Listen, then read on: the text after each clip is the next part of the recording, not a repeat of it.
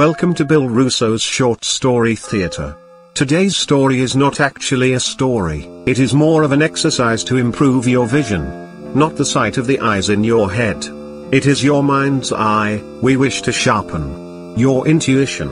And your imagination. It is best to listen to the following material at night, with all the lights out.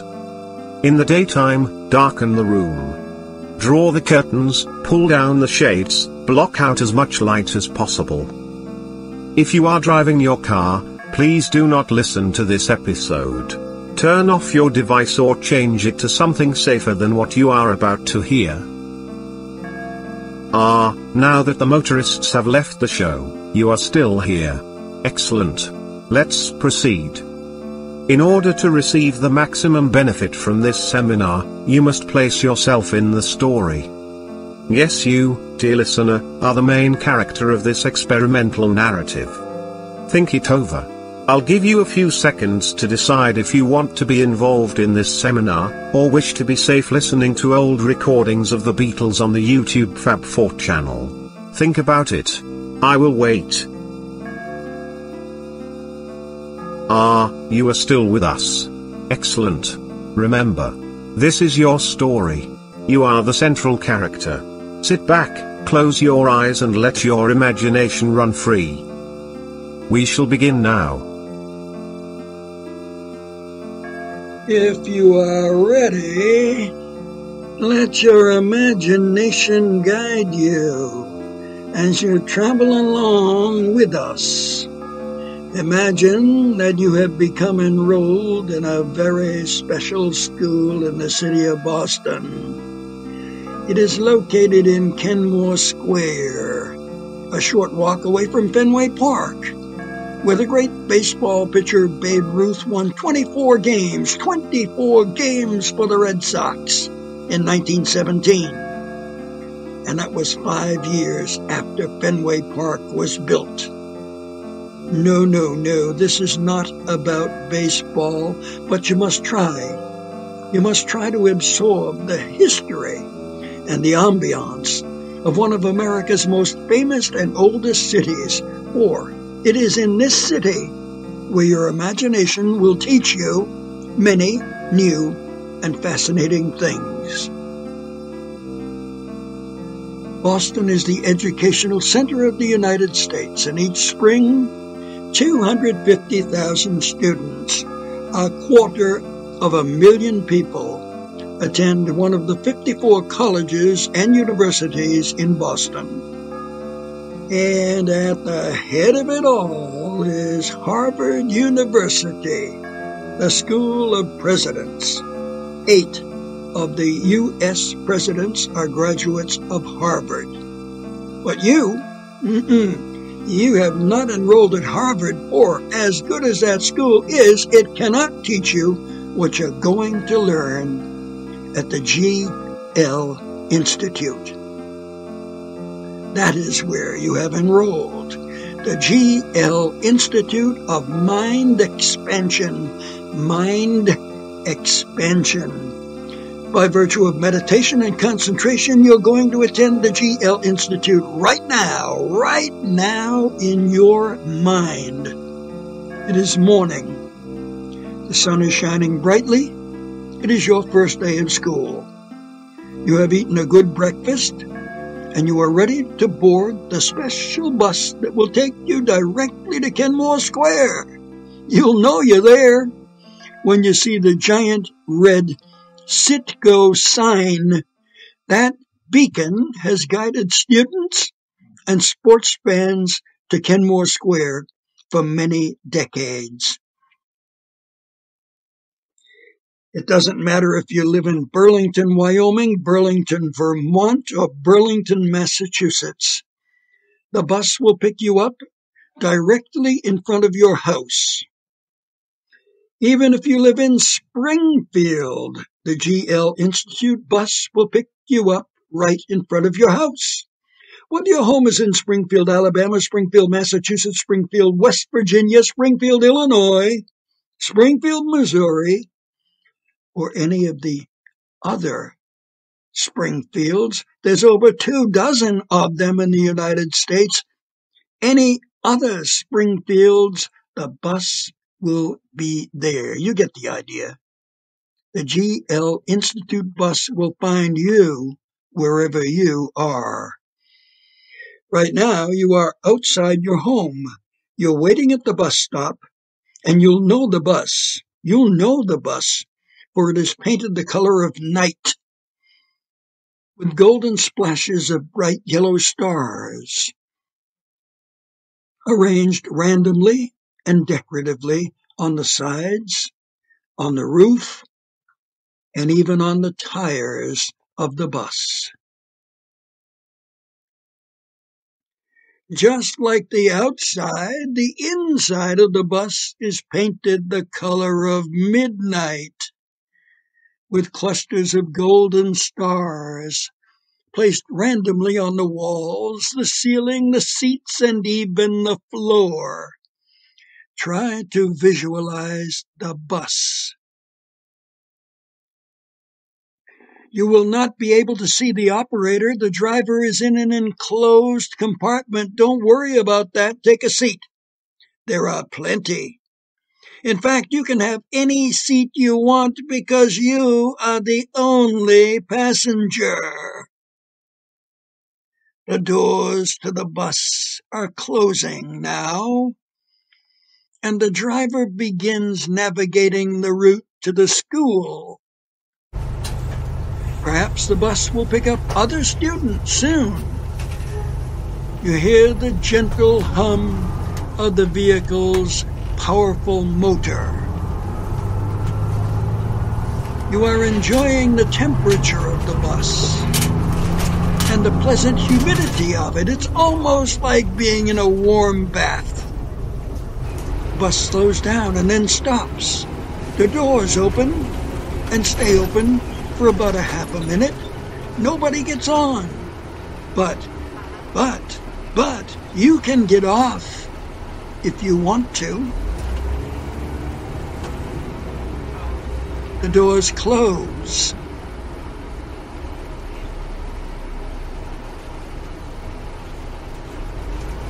The bus is moving again. You'll notice that gradually the windows are disappearing. Do not be alarmed. Where before there was a large line of tinted windows running along either side of the bus, now there is only an unbroken wall of metal. Metal, painted black, with random splotches of golden stars. You look up to the front of the bus and you notice that even the front windshield has disappeared. It's gone. It has been replaced by a solid black wall with random splashes of golden stars. The driver's compartment itself has vanished, but the bus is still moving. You can hear the comforting sound of the motor. No worries, no worries.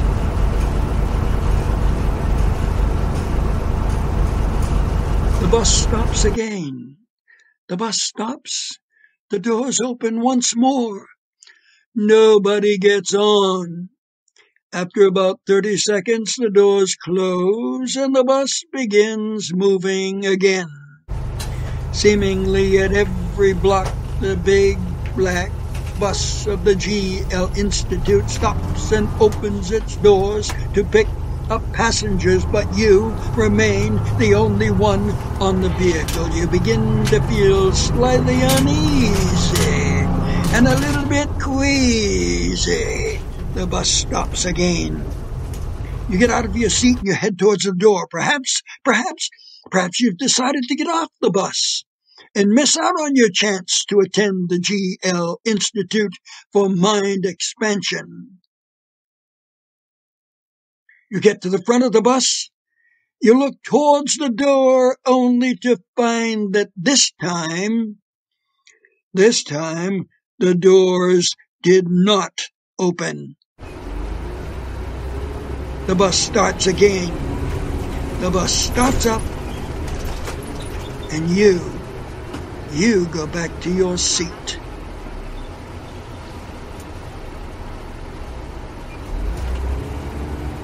How many stops has the bus made? You don't know, 20 or more at least. But you know one thing, you are still the only human being on the bus. How much time has passed? You don't know and you can't find out. You look on your smartphone to get the time. You cannot get the time from your smartphone. Your cell phone battery has died. All you see is a blank screen. But you have an old-fashioned wind-up watch on your wrist, so you can still tell the time. You check it and quickly find out that even your wind-up watch is not working. All three hands,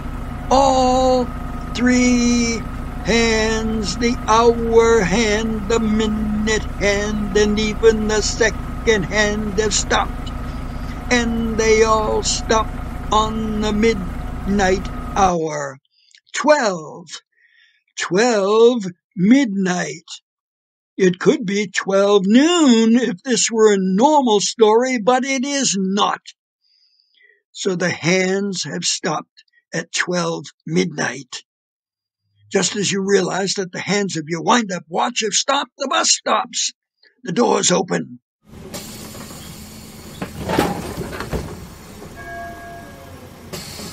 You stay in your seat. For a full minute you do not move, but the doors are still open. Another minute goes by, the doors are still open. Another minute goes by, and suddenly the driver's compartment reappears. A door in that compartment opens, and a tiny person, dressed all in black, steps out. The figure looks at you. It waves toward you in a beckoning motion as though it wants you to follow. You do not follow. You stay in your seat. You don't move. You look away. The figure walks out of the bus.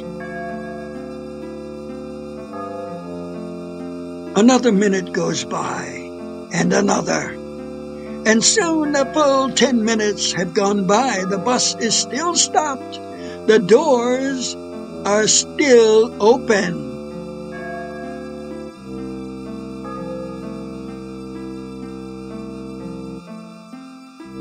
You decide to get off the bus. You walk to the front. Slowly, you walk down the 3 steps leading to the sidewalk.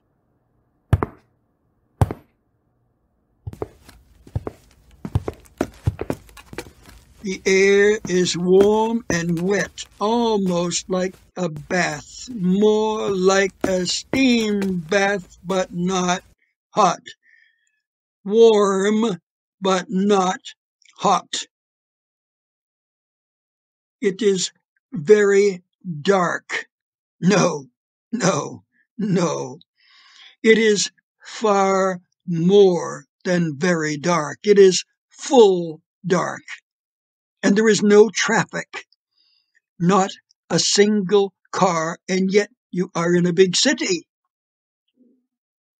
Except for you, there are no people on the street, not a single soul.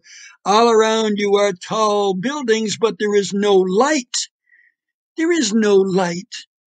There is no light in the city, but wait, there is one light. It is in the steeple of an old-fashioned church that squats down low. The church stoops down between 2 office towers.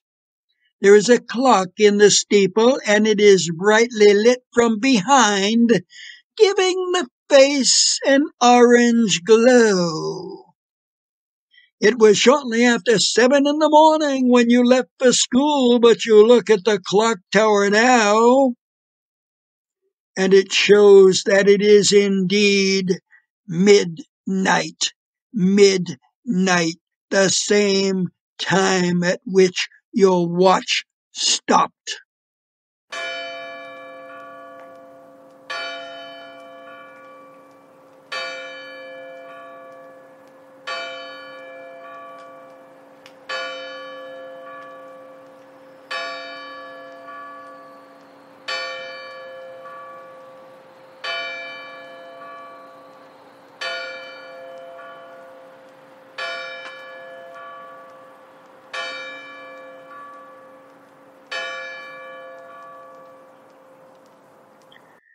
You look around.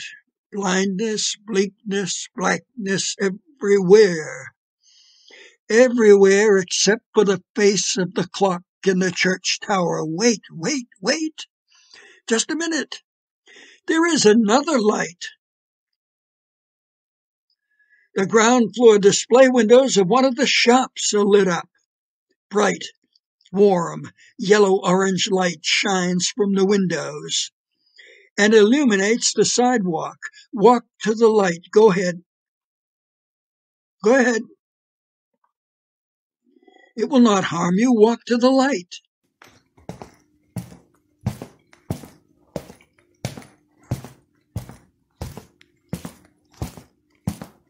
You are now in front of a shop with the odd name of Mausoleum. Mausoleum, the Museum of Art Preservation and Art Museum? Whatever it is the only building with any sign of life in the entire city. It is an old brick building, very tall for the time that it was built in the late 1800s or perhaps early 1900s. Most brick buildings of that time were only 5 or 6 stories tall. This mammoth old structure seems to be at least 20 stories high. You decide to go in.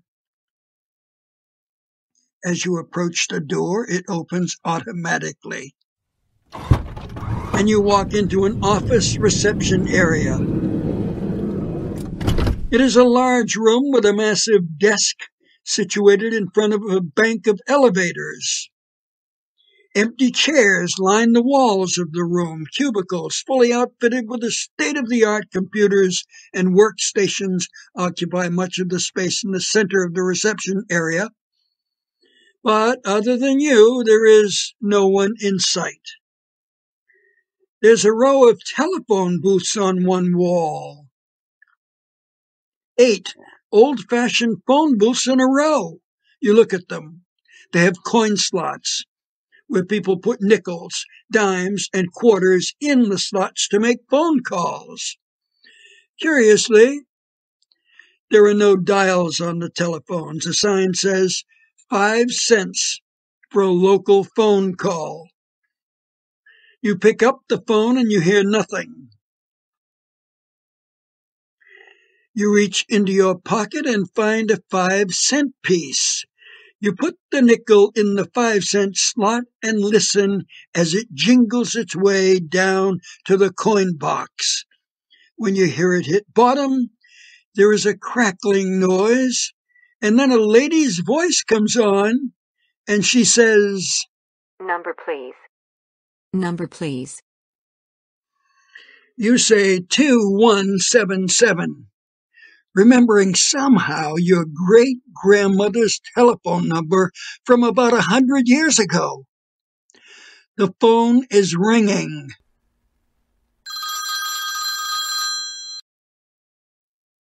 You hang up. Curiously, you are afraid of who might answer, even if it was going to be your great-grandmother. You leave the row of phone booths. You cautiously approach the main reception desk. It is completely devoid of office equipment or anything else. The surface of the desk is bare except for a sheet of computer paper. The paper is not blank. You pick it up and you read it. It says, "Welcome. Welcome to Mausoleum, the Museum of Art Preservation. The exhibit you wish to see is in room 13B, in the 13th floor. Room 13B. You look back to the door of the waiting room and decide that perhaps you don't want to remain in this building for another minute, even if it is the only place of light in the entire city.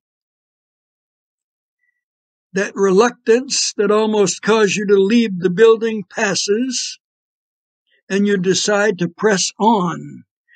Determined to learn more about this strange museum, you enter the elevator and you press the button for the 13th floor. You hear nothing, you feel nothing. It is as though the elevator is not working, but in less than 5 seconds, the doors open and you see a printed sign on the wall saying 13th floor, Mausoleum, the Museum of Art Preservation.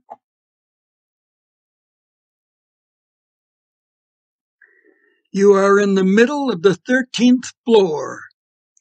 On one side of the hallway before you are rooms marked with the letter A. The rooms on the other side are assigned the letter B. You walk towards 13B, and when you get in front of it, the old wooden door opens by itself.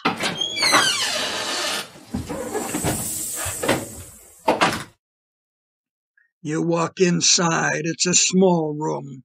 There's nothing on the left wall, and the right wall is also completely bare. The back wall where the door is also empty. On the front wall there is nothing but what appears to be a large drawer with a single handle in the middle. That drawer is placed in the center of the wall, an equal distance from the floor to the ceiling, and an equal distance from the left wall and the right wall. It is in the exact center of the wall. In front of this strange drawer is a single chair of the plainest variety. No armrests, no cushions.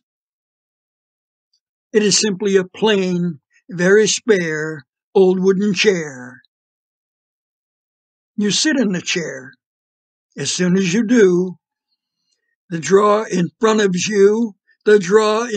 you somehow moves closer to the floor. Slowly it slides down. In a moment, the top of the drawer is at the level of your eyes. On its own hook, the drawer begins to open. Ever so slightly, it squeaks its way open.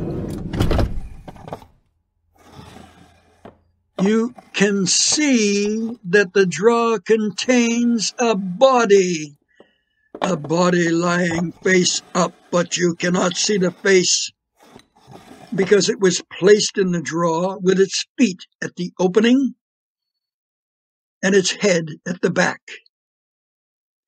As more of the preserved corpse is slowly revealed, you close your eyes and you do not open them until you hear a thud when the drawer is fully opened. You nearly fall from the chair when you see that the preserved body is you. Your dead remains. You. Horrified, you bolt from the chair and make a rush for the door. You crash to the floor. After hitting a blank wall, the door has disappeared. There is no way out. There is no exit from room 13B. Even the chair has disappeared.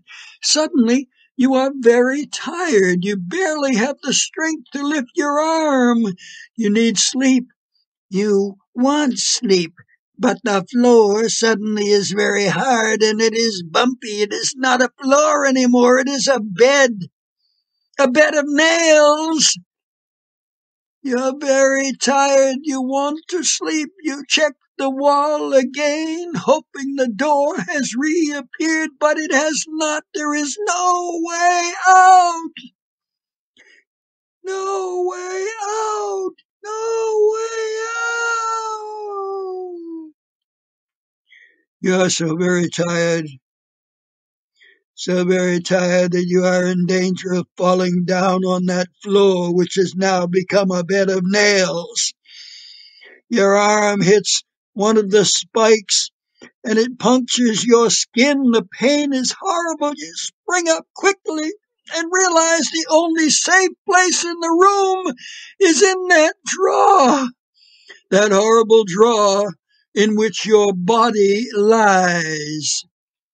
Would there be room for you in that drawer? Could you lie down beside your dead self? You have no choice. You must get in the container. If you don't, you'll fall on the deadly spikes. The deadly spikes. You will fall on the deadly and pain-dealing bed of nails. You go to the drawer, and you are shocked when you see that your dead body has disappeared. The drawer is empty and waiting for you to crawl into it. You must crawl into it. You must crawl into it and become the exhibit in room 13B of Mausoleum, the Museum of Art Preservation.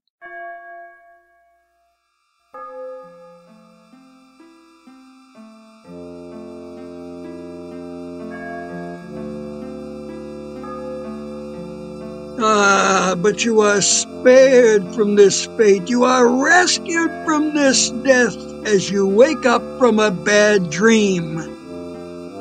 Perhaps a little more than a bad dream. You wake up from a nightmare. You are back in your own house now. It is not midnight. It is late morning. Everything is fine. But there is a knock on your door. A package has come from Amazon. You say you did not order anything? Perhaps it is a gift. You better open it. It is a gift certificate from Bill Russo's Short Story Theater. It is just for you, a present from Short Story Theater. It is a gift certificate for a scholarship to the GL Institute of Mind Expansion in Kenmore Square, Boston, Massachusetts. But you say you don't live in Boston. Don't worry, the GL bus goes everywhere. It will be outside your doorstep tomorrow morning to bring you to school. Make sure you get up early, have a good breakfast, and go outside at 7:15 to wait for the bus. Wait for the bus. And then you can take that trip to the GL Institute of Mind Expansion.